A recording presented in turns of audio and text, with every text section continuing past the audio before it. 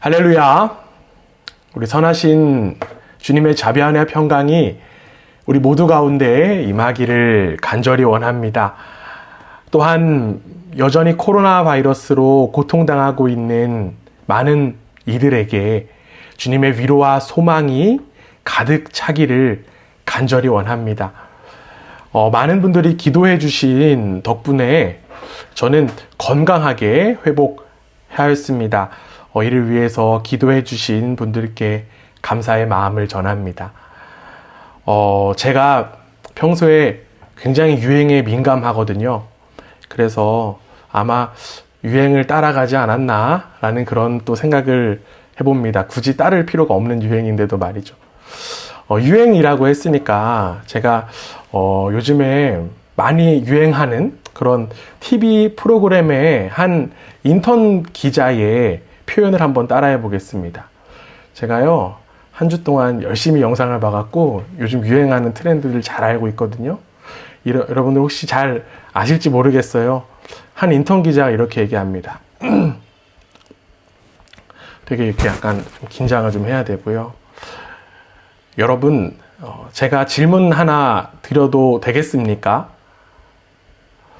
혹시 싫으십니까? 여러분은 누구입니까? 도대체 여러분은 누구입니까? 뜬금없는 질문으로 설교를 시작했지만 여러분은 이 질문에 어떻게 대답하실 수 있으시겠습니까? 지금 저희 집에 또한 여기 함께 방문하고 함께 계신 우리 부모님께서 이러한 이야기를 하신 적이 있습니다. 오스트리아에 오시면 역할과 위치가 달라진다라고 하는 그런 말씀이었습니다. 한국에서는 주도적인 그런 주체가 될 수 있는데 여기에 오면 저의 아버지, 저의 어머니, 그리고 또한 윤서와 리아의 할아버지, 할머니가 되기 때문에 그러한 말씀을 하셨습니다. 이와 비슷하게 온라인의 발달로 인하여서 현대사회의 사람들에게는 정체성의 충돌이 일어나기도 합니다. 오프라인에서의 인격과 온라인상에서의 인격이 전혀 다르게 나타나는 그런 양상들을 볼 수 있어요. 그래서 사람들은 자신의 진짜 모습이 무엇인지 혼란스러워하기도 하고요. 사회적으로도 그 사람의 진짜 모습을 파악하기 참 어려운 시대 속에 우리는 살아가고 있습니다. 덴마크의 철학자 쉐안 키에르케고르는 진짜 자신이 누군지를 알아야 한다라고 이야기했습니다. 직업과 나이와 그리고 역할에 그치는 것이 아니라 진정으로 자신이 누구인지를 알아야 한다라고 하는 것입니다. 그렇다면 여러분은 누구입니까? 여러분의 정체성은 무엇입니까? 오늘 우리가 함께 읽은 8장의 말씀, 그 앞에 7장을 보면요. 사람들은 예수님에 대하여 갑론을박이 펼쳐진 그런 장면이 나옵니다. 예수님께서 기적을 베풀어 주시고 또한 말씀도 가르쳐 주셨지만 사람들은 그분이 갈릴리 나사렛이라고 하는 비천한 출신이라고 하는 그 사실로 인하여서 그리스도가 아니다라고 여겼습니다. 그래서 혹자는 예수님을 예언자로만 여기는 사람들도 있었어요. 당시 종교 지도자들은 예수님에 대하여 사람들을 미혹하는 자다라고까지 표현했습니다. 이처럼 예수님에 대한 사람들의 평가는요, 엇갈렸습니다. 여러 가지 평가가 있었지만 분명한 건 당시 예수님이 그 예루살렘의 핫 이슈였다라고 하는 것은 분명합니다. 물론 예수님은 하나님의 아들이시기에 신성을 가지고 있으십니다. 그렇기에 우리처럼 사람들의 시선과 사람들의 평가와 인기에 쉽게 휘둘릴 수 있는 분이 아니라는 거예요. 예수님이니까 라고 할 수도 있습니다. 그러나 우리는 여기서 반드시 간과해서는 안 되는 사실이 한 가지 있습니다. 바로 예수님도 우리와 동일한 인간이셨다라고 하는 것입니다. 히브리서 4장 15절에 보면요, 이렇게 되어 있습니다. 우리에게 있는 대제사장은 우리의 연약함을 동정하지 못하실 이가 아니요 모든 일에 우리와 똑같이 시험을 받으신 이로되 죄는 없으시니라. 아멘. 네, 혹시 각자 자리에서 안 읽으시면 안 돼요. 네, 안 보이고 안 들린다라고 해서 자막 보시면서 열심히 읽어주셔야 됩니다. 히브리서 기자는요, 우리의 대제사장 되신 예수님이 우리와 똑같은 시험을 받으신 인간이다라고 하는 사실을 분명하게 밝히고 있습니다. 예수님은 우리와 똑같은 그런 육체를 가진 그런 존재셨습니다. 그뿐만이 아니라 우리와 같은 감정과 생각도 가진 그런 존재셨습니다. 즉, 예수님도 사람들의 인식과 평가, 그리고 인기로 인하여서 자신의 정체성이 흔들릴 수 있는 그런 인간이셨다라고 하는 것입니다. 그러나 예수님은 다르셨어요. 예수님에 대하여 수많은 사람들의 수많은 평가가 있었지만 예수님은 자신의 정체성에 대하여 결코 흔들림이 없으셨습니다. 그래서 예수님은 이렇게 말씀하셨습니다. 요한복음 7장 28절, 29절 말씀인데요. 우리 앞에 화면 보고 함께 읽습니다. 예수께서 성전에서 가르치시며 외쳐 이르시되 너희가 나를 알고 내가 어디서 온 것도 알거니와 내가 스스로 온 것이 아니니라. 나를 보내신 이는 참되시니 너희는 그를 알지 못하나 나는 아노니 이는 내가 그에게서 났고 그가 나를 보내셨음이라 하시니. 아멘. 예수님은요, 하나님께서 자신을 직접 이 세상에 보내셨다라고 말씀하셨습니다. 예수님은 자신의 정체성과 자신의 사명을 분명하게 아셨던 것입니다. 예수님은 사람들의 평가, 또한 사람들의 인기몰이에 상관없이 자신이 하나님의 아들이라고 하는 사실을 잊지 않으신 것입니다. 우리와 같은 인간으로 오신 그 예수님이신데 어떻게 예수님은 사람들의 평가와 또한 인기 속에서도 그 달라진 상황 속에서도 자신의 정체성이 흔들리지 않을 수 있으셨던 것일까요? 예수님의 분명한 자기 정체성과 그 확신은 어디에서 나왔던 것일까요? 오늘 우리가 함께 읽은 본문에 보면요, 그 예수님에 대한 비결이 나와 있습니다. 오늘 우리가 함께 읽은 말씀 요한복음 7장 53절에서 8장 1절까지의 말씀인데요. 우리 함께 한번 읽어봅니다. 다 각각 집으로 돌아가고 예수는 감람산으로 가시니라. 아멘. 여기에 사람들이 집으로 갔다라고 하는 것은 날이 어두워졌다라고 하는 것을 의미할 것입니다. 이 날이 어두워졌을 때 사람들은 집을 향하였지만 예수님은 다른 곳을 향하셨습니다. 어디를 향하셨나요? 그렇죠. 바로 감람산으로 향하셨다라고 성경은 이야기합니다. 여기 나온 감람산은요, 올리브산이라고 표현하는데 그 표현처럼 감람산에는 올리브 나무가 빽빽하게 심겨져 있는 것이 특징이었다고 합니다. 그래서 복음서에 보면요, 예수님께서 감람산에 자주 가셨다라고 하는 표현들을 볼 수 있습니다. 대표적으로 누가복음 22장 39절 말씀인데요. 우리 앞에 화면 보시고 함께 한번 보겠습니다. 함께 읽습니다. 예수께서 나가사 습관을 따라 감람산에 가심에 제자들도 따라갔더니. 누가복음은 예수님께서 감람산에 가시는 일이 습관과도 같은 일이었다라고 기록하고 있습니다. 예수님은 항상 가시던, 예수님께서 그 항상 가시던 감람산에서 예수님은 도대체 무엇을 하셨던 것일까요? 감람산에 올라가신 그 예수님의 행적에 대하여 사실 우리는 너무나도 잘 알고 있어요. 바로 우리가 잘 알고 있는, 우리에게 익숙한 겟세마네 동산이 바로 감람산에 있기 때문입니다. 누가복음 22장 41절에서 42절까지의 말씀인데요. 앞에 화면 보고 함께 한번 읽어보겠습니다. 함께 읽습니다. 시작. 그들이 떠나 돌 던진 만큼 가서 무릎을 꿇고 기도하여 이르시되 아버지여, 만일 아버지의 뜻이거든 이 잔을 내게서 옮기시옵소서. 그러나 내 원대로 마시옵고 아버지의 원대로 되기를 원하나이다 하시니. 아멘.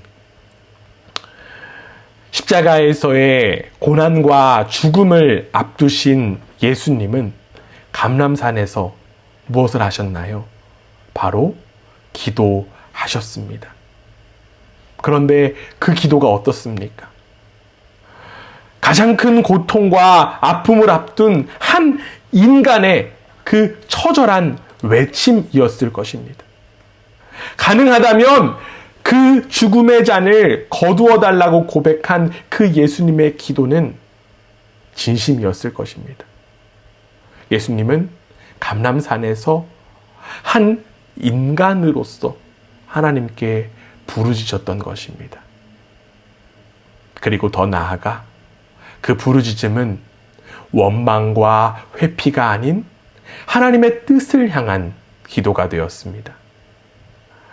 인간으로 이 땅에 오신 예수님이 다른 사람들처럼 집을 향한 것이 아니라 감람산으로 나아가 하나님을 향해서 습관적으로 하나님을 향해서 매일같이 부르짖었기 때문에 예수님은 자신의 정체성을 잃어버리지 않으실 수 있었던 것입니다. 감람산에서 나오는 그 올리브 나무의 열매를 짜면 기름이 뚝뚝 떨어지듯이 예수님은 땀이 핏방울같이 땅에 뚝뚝 떨어질 정도로 기도하셨습니다. 바로 그 감람산의 기도의 자리가 예수님을 그리스도로 만든 자리가 되었고, 예수님은 그 자리를 지키심으로 인하여 자신의 정체성을 확고히 다질 수 있으셨던 것입니다. 사랑하는 교우 여러분, 반드시 기억하시기를 부탁드립니다. 감람산의 기도의 자리가 바로 예수님께서 하나님의 뜻을 이루시던 자리였습니다. 그리고 이제 우리 모두에게도 그 감람산의 자리가 허락된 줄 믿습니다. 비록 오늘 우리가 온라인으로 예배를 드리지만 여러분의 그 각자의 자리가 감람산의 자리가 되기를 원합니다. 여러 가지 어려움으로 인하여서 삶이 혼란스럽기도 하고 때로는 좌절이 되기도 합니다. 그러나 우리가 다시금 온전히 설 수 있는 이유는 무엇입니까? 바로 하나님의 임재를 경험하고 그분의 뜻을 품을 수 있기 때문입니다. 특별히 오늘 우리가 구별하여 드리는 이 예배의 시간과 이 자리를 통하여 예수님처럼 하나님의 뜻을 품을 수 있는 귀한 은혜의 자리가 되기를 간절히 소망합니다.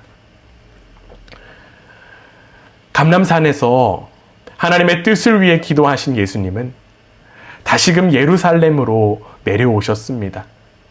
그리고 성전을 향하여 나아가 사람들에게 하나님의 말씀을 전하셨습니다. 그런데 갑자기 그곳에 소란이 일어나기 시작했어요. 율법학자와 바리새인들이 간음하다가 잡힌 여자를 예수님께 데리고 온 것입니다. 그리고 그들은 이렇게 이야기했습니다.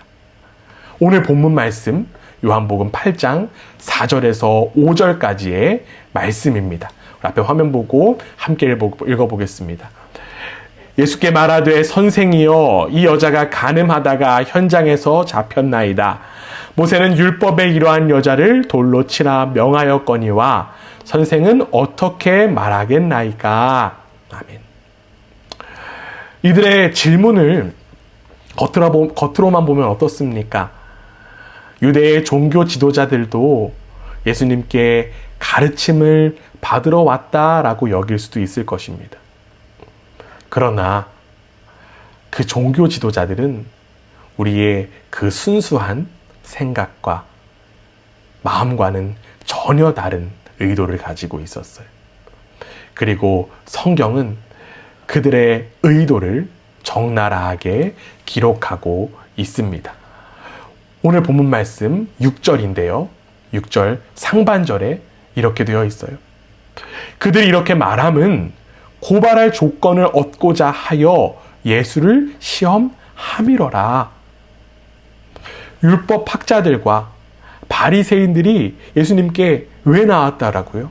바로 시험하기 위하여서. 즉 예수님을 시험하기 위하여서 이 가늠한 여인을 데리고 왔다라는 것입니다. 레위기와 신명기에 따르면요, 가늠한 여자는 돌로 쳐 죽이라고 되어 있습니다. 굳이 모세의 율법을 운운하지 않더라고 해도 간음은 그 당시에도 일반적인 사회 통념으로 쉽게 용인될 수 없는 그러한 문제였습니다.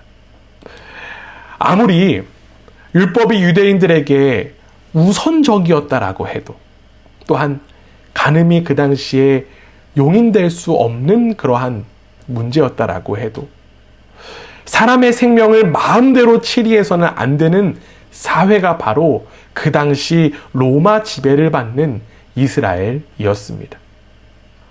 이렇게 하면 유대인의 율법에 걸리고 저렇게 하면 로마의 법이 걸리는 바로 진퇴양난의 상황으로 예수님을 그들은 몰아 넣었던 것입니다.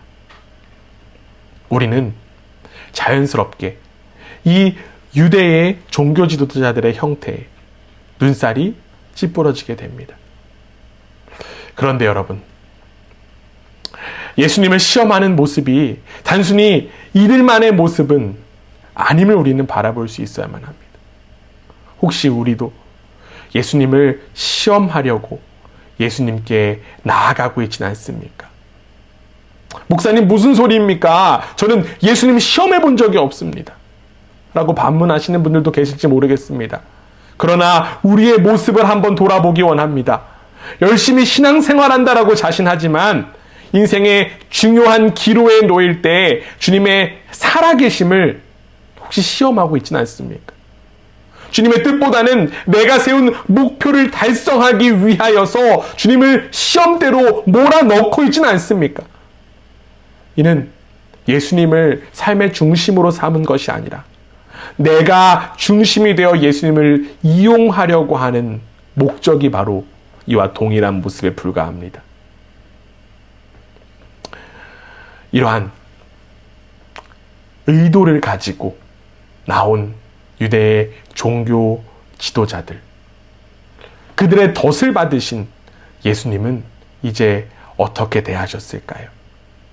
만약 여러분이 예수님이라면 여러분들은 어떻게 하실 것입니까? 다시금 한번 제가 질문을 좀 드려볼까요? 여러분이 만약 예수님이시라면 여러분은 어떠하시겠습니까? 우리가 많이 사용하는 표현처럼 법대로 합시다 라고 해서 끝나는 일일까요? 아무리 율법학자들과 바리새인들이 율법을 잘 안다라고 해도 예수님보다는 잘 알지 못할 텐데 제 생각에는 예수님께서 요목조목 설명해 주시면 좋을 것 같다라고 하는 생각도 듭니다. 또한 예수님도 인간이신지라 높은 인기와 또한 충만한 그러한 지식으로 쉽게 결론을 지을 수도 있다라고 하는 생각도 듭니다. 왜냐하면 연약하고 부족한 저도 목회자라고 하는 위치에서 그 권위가 마치 나의 권위인 양 착각하며 쉽게 재단하고 평가할 때가 너무나도 많기 때문입니다. 시간을 지나 돌아보면 얼마나 후회가 되고 부끄러운지 모릅니다. 그런데 예수님의 자세는요, 저와는 그리고 우리 모두와는 사뭇 달랐습니다. 우리가 방금 읽었던 말씀 6절에 그 하반절에는 이렇게 되어 있습니다. 예수께서 몸을 굽히사 손가락으로 땅에 쓰시니. 예수님이 몸을 굽혀서 땅에 글씨를 쓰셨다라고 합니다.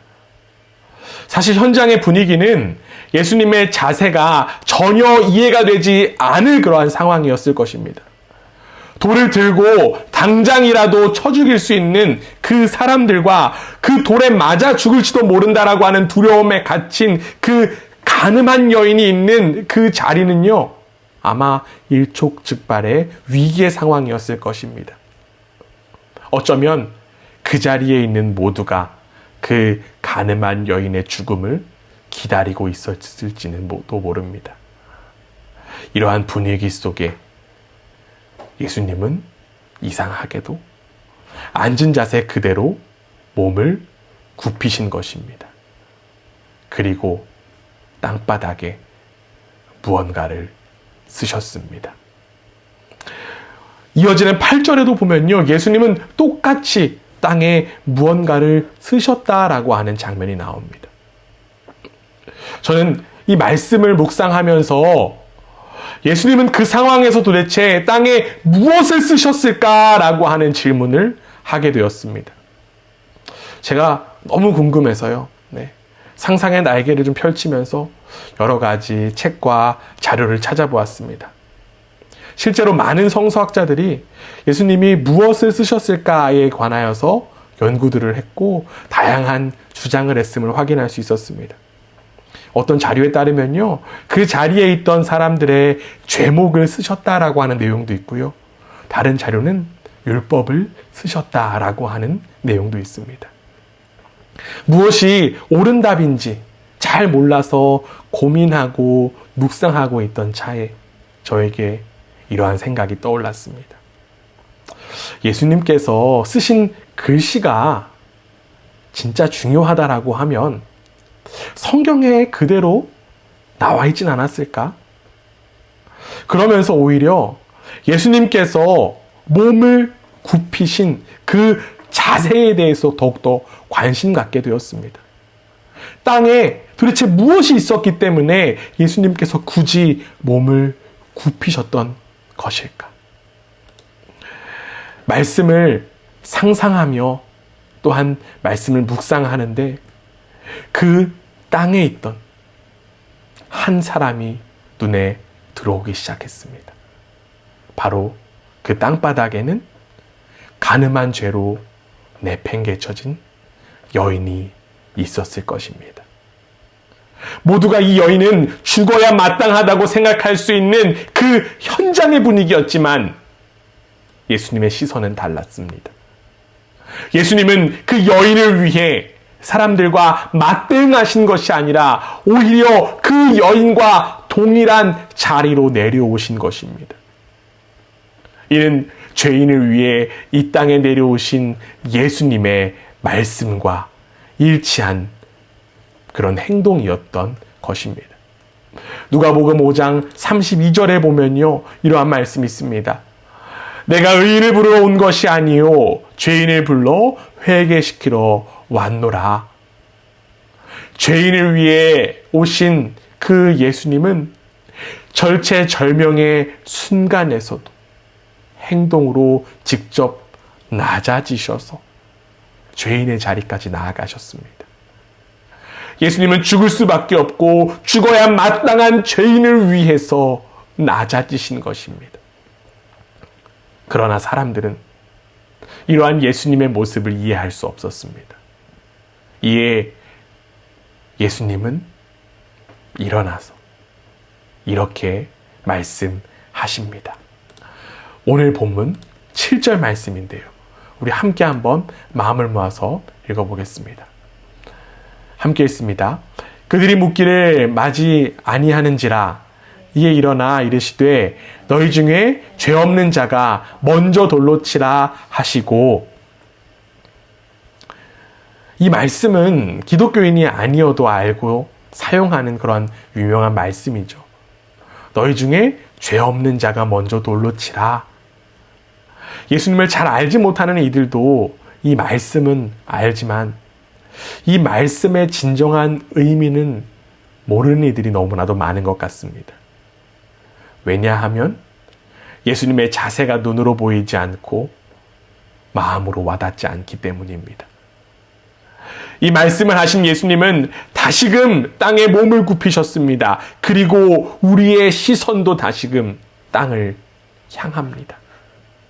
즉, 예수님께서 몸을 굽히신 행동은 바로 이 여인을 돌로 치려면 나도 함께 돌로 쳐라 라고 하는 의미였던 것입니다.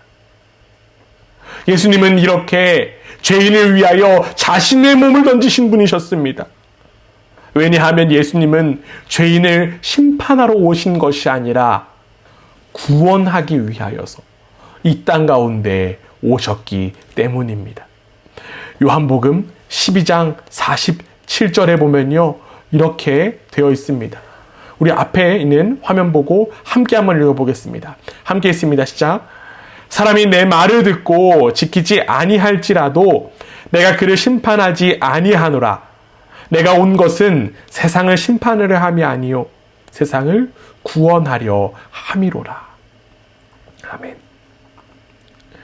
죄인을 구원하려 자신의 몸을 버리러 오신 예수님의 모습이 이 가늠한 여인을 향한 자세에서도 온전히 나타난 것입니다. 그리고 그 예수님의 자세는 지금도 우리를 향해서 계속되고 있습니다. 죄로 인하여서 죽을 수밖에 없고 죽어야 마땅한 우리를 향해 예수님은 지금도 친히 낮아지셔서 우리의 죄를 대신 짊어지고 계십니다. 단순히 가늠한 여인을 위한 낮아짐만이 아니라 바로 저와 여러분을 향한 예수님의 그 낮아짐의 자세였던 것입니다. 그 작은 생명 하나를 지키시기 위해서 자신의 몸을 웅크러 그 생명을 덮으신 모습, 바로 저와 여러분을 향한 사랑의 모습이었던 것입니다. 그리고 그 사랑의 자세가 죄인인 우리를 살리신 바로 십자가에서 나타나게 되었습니다. 또한 그 예수님의 낮은 자세는 사람들의 완악한 마음을 멈추기에 충분했습니다. 예수님은 사람들의 마음을 멈추셨어요. 여인을 죽이기 위해 살기등등했던 이들은 그 자리를 예수님의 모습을 보고 떠날 수밖에 없었습니다.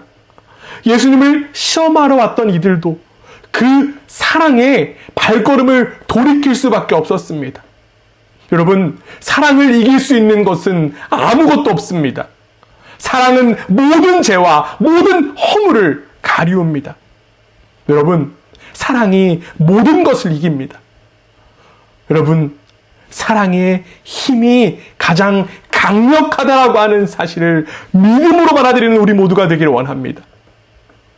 이제 예수님은 이 여인에게 이렇게 말씀하십니다. 오늘 본문 11절 말씀인데요. 우리 마음 모아서 함께 읽어보겠습니다. 함께 읽습니다. 예수께서 이르시되 나도 너를 정죄하지 아니하노니 가서 다시는 죄를 범하지 말라 하시니라. 아멘. 예수님은 그녀에게 생명을 허락했으니 다시금 죽음의 길로 가지 말라라고 하는 말씀을 하셨습니다. 그리고 그 말씀은 그녀와 같은, 아니 그녀보다도 더욱더 완악한 우리에게도 동일하게 임한 말씀인 줄 믿습니다. 예수님은 사랑이라고 하는 은혜를 베풀기 위해서 이 땅 가운데 오신 분이십니다. 그리고 그 은혜를 진정으로 아는 사람은 삶을 돌이킬 수밖에 없습니다. 그래서 죽음의 길을 가지 않을 수밖에 없다라고 하는 거예요. 자신이 얼마나 심각한 죄인이고 자신이 얼마나 완악한 죄인인지를 아는 사람은 그 은혜가 얼마나 귀한지를, 그 사랑이 얼마나 귀한지를 깨닫게 됩니다. 또한 자신이 탕감받은 그 죄가 얼마나 큰지를 알게 됩니다. 예수님께서 친히 낮아지신 그 시선과 자세를 우리 인생의 가장 값진 것으로 여기는 우리 모두가 되기를 원합니다. 그 은혜의 진정한 값어치를 안다라고 하면 우리는 결코 되돌아갈 수 없습니다. 예수님의 사랑을 직접 느꼈던 그녀도 아마 생애를 다 바쳐서 생명의 길을 걸어갔을 것입니다. 그리고 이제는 그 사랑을 입은 우리의 차례입니다. 이 세상이 참으로 혼란스럽습니다. 무엇이 선이고 무엇이 악인지 모르는 이 시대가 참으로 어렵습니다. 그렇기 때문에 자신을 향한 시선보다는 남들을 향해 거칠고 난폭한 시선을 드러내기가 십상입니다. 그러나 우리는 이 시대 속에서 반드시 달라야만 합니다. 이제 우리는 다른 시선과 다른 자세를 가지고 삶을, 이 세상을 살아갈 수 있어야만 한다는 것입니다. 왜냐하면 그 길을 예수님께서 먼저 친히 보여주셨고 우리에게 그 길을 허락해 주셨기 때문입니다. 우리의 힘과 능력으로는 그 다른 삶을 살아갈 수 없습니다. 그러나 사랑으로 채워진 존재는 다른 방식으로 새로운 삶을 살아갈 수 있습니다. 세상과 다른 방법으로 우리를 살리신 그 예수님의 모습을 바라보며 예수님처럼 삶을 구별하며 감람산으로 나아가는 우리의 삶이 되기를 원합니다. 예수님처럼 세상과 다른 시선 그리고 다른 자세를 가지셨던 비결이 바로 감람산에서 하나님의 뜻을 품고 기도하셨던 것인 것처럼 우리도 그 모습 닮아 자신의 감람산으로 나아가 기도하는 삶이 되기 원합니다. 일상을 잠시 멈추고 우리는 반드시 감람산으로 나아가야만 합니다. 여러분 모두 각자만의 감람산이 있는 줄 압니다. 그곳은 세상과 구별된 하나님과 은밀한 또한 배타적인 그러한 장소입니다. 그러나 여러분, 내가 집에만 있다라고 해서 또한 혼자 있다라고 해서 그 자리가 모두 감람산이 되는 것은 아니라고 하는 사실을 기억하시길 부탁드립니다. 제가 지난 한 주간 골방에서 격리하면서 그 자리가 무조건 다 감람산만 되는 것은 아니더라고요. 격리되었지만 끊임없는 세상의 유혹과 소리는 지금 우리의 손바닥 위에 놓여져 있습니다. 그렇기 때문에 우리는 잠시 내려놓고 그 세상의 소리, 세상의 움직임을 내려놓고 반드시 감람산으로 나아갈 수 있어야만 합니다. 자신의 감람산에서 나를 향하신 주님의 사랑과 은혜를 기억하고 새길 때 우리는 다른 자세와 다른 시선을 가질 수 있습니다. 하나님의 뜻을 위해서 기도하는 우리를 통하여 이 땅에 예수 그리스도의 생명과 사랑이 온전히 나타나기를 간절히 원합니다. 나를 향해 낮아지신 그 예수님 모습 닮아 생명과 구원을 위해 더욱더 낮은 곳으로 나아가는 복된 여러분의 인생 또한 복된 한 주가 되시기를 주님의 이름으로 간절히 원합니다. 아멘.